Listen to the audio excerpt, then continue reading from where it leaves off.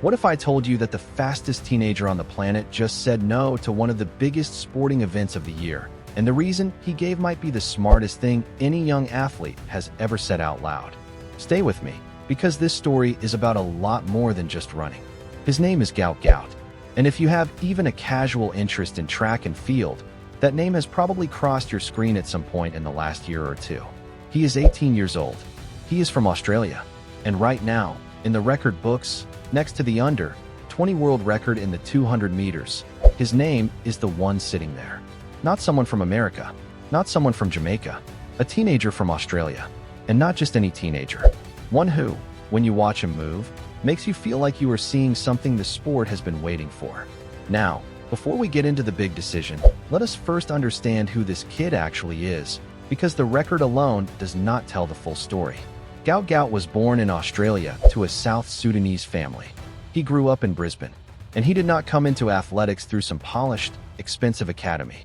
He came through the same way most great athletes do, by being so obviously gifted that the sport eventually had no choice but to notice him. And notice him it did. By the time he was 16 years old, he was already competing on the world stage.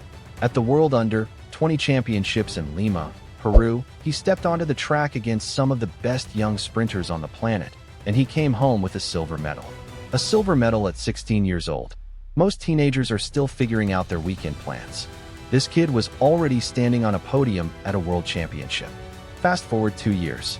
He is now 18. He has the official world junior record in the 200 meters. He has a fan base that spans continents.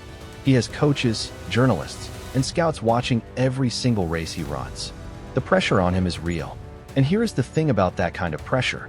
It can make young athletes do things that are not good for them. It can push them to say yes to every opportunity, every invitation, every big stage that comes knocking. Because they feel like they owe it to the fans, or the sponsors, or the national team, or whoever else is watching. They say yes because saying no feels like weakness. And then, often, that is exactly how the great ones get derailed before they ever truly arrive. Which brings us to the decision that everyone has been talking about. Australia put together its team for the 2026 Commonwealth Games in Glasgow. This is a major international event. It runs from July 23rd all the way through to August 2nd. It is the kind of meet where the whole country tunes in. Athletes dream about it. Parents fill the stands. And when Australia releases its sprint squad, the entire nation wants to know one thing. Is Gout Gout on the list? The answer came back, and it was no. He will not be in Glasgow. He is skipping the Commonwealth Games. Now, take a second and imagine the reaction to that. Here is your most exciting young sprinter in a generation. Here is a kid who is already famous overseas, and he is going to sit out one of the biggest home country athletic events of the year? People had questions. Some people had strong opinions. But Gout Gout and his coach, Sheppard, had already done the thinking. They sat down together, looked at the calendar, looked at his body, and worked through it carefully. And what they saw was this. The World Under 20 Championships in Eugene, Oregon begin on August 5th. That is just 3 days after the Commonwealth Games end. 3 days. You finish racing in Glasgow on August 2nd, and then you are supposed to fly across the world and race again on August 5th. For a fully developed senior athlete with years of professional experience, that is a brutal ask. For an 18-year-old who is still physically developing, it is not just brutal, it is potentially harmful. And this is the part of the story that I really want you to sit with, because it matters beyond sports. Gout Gout and his team recognize something that a lot of young people in high-pressure environments never get the space to recognize. That doing too much, even when the opportunities are incredible, can cost you more than it gives you. That protecting your energy and your body is not weakness. It is wisdom. That saying no to a good thing is sometimes the only way to be ready for the right thing. He spoke about it himself on the 7 Network in Australia, and his words were calm and clear. He said it was a big decision. He acknowledged that the Commonwealth Games is a great event, one of those big meetings that everyone loves. He was not dismissing it. He was not being arrogant about it. He genuinely understood what Glasgow represents and what it would have meant to compete there. But then he said the thing that mattered. He said, looking at it honestly, it is a better decision to go for the World Under-20s. Not easier, better. That is a meaningful distinction. There was also another small piece of context that made this choice feel even more thought through. Not long before this announcement, Gout Gout had pulled out of a race at the Eugene Diamond League event. The reason he gave was back stiffness. Now, back stiffness in a sprinter is not automatically a crisis, but it is a signal. And the fact that his team took it seriously enough to pull him from a race tells you something important about how they are managing him. They are not trying to squeeze every possible race out of him while the hype is high. They are thinking about the long game. They are treating his body like the long-term investment it is, not a short-term product to be used up. So now let us talk about why the World Under-20 Championship specifically is the right target for him right now. This meet is for the best athletes in the world who are under 20 years of age. Gout Gout is 18. That means this cycle of the championships is one of the last times he will be eligible to compete in it. Once he turns 20, that door closes permanently. He can go on to senior world championships, to the Olympics, to Diamond League finals all over the world. But this particular stage, the one designed specifically for the next generation of athletic stars, will be gone. And he has already shown what he can do there. A silver medal at 16. Now he is going back 2 years older, 2 years stronger, and carrying the world junior record into the stadium.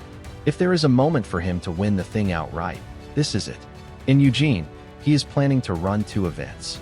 The 200 meters, which is his signature race, the one where his name lives in the record books, and the 4x400 meter relay, where he will be part of an Australian team competing for a medal on behalf of his country. So fans who were disappointed about Glasgow will still get to see him on a big stage. They will get to see him in his best event, and they will get to see him as part of a team running for Australia in a race that requires a different kind of energy and collaboration. 2 races, 2 stories, 1 meet. Now, back in Glasgow, Australia is far from going in empty-handed on the sprinting side. 2 names are already generating serious excitement. The first is Lachlan Kennedy. He has been running times that have people talking all the way up to the senior world level. Kennedy is the kind of competitor who shows up at every meet like he has something to prove, and lately his times have been backing that attitude up. The second is Eugene Diamond. He has also been posting numbers that put him in very serious company globally. Like Kennedy, he has been pushing toward marks that would be significant at any level, not just within Australia. And here is where it gets genuinely interesting from a sporting perspective. With Gout Gout absent from Glasgow, both Kennedy and Diamond have a real opportunity to step out of his shadow and establish themselves as forces in their own right. There is a quiet but very real conversation happening inside Australian athletics right now about who the fastest man in the country actually is. Gout Gout holds the record, but Kennedy and Diamond are pushing hard. And a major performance in Glasgow, without Gout in the next lane, could change the conversation in a significant way. That internal competition, 3 young Australian sprinters, all hungry to be the best, is going to be one of the more fascinating subplots of the next few months. So when you step all the way back and look at the full picture, what Gout Gout has done here is something genuinely uncommon. He is 18 years old. He is famous. He is in demand. Fans want to see him. Broadcasters want to show him. National teams want him on their roster.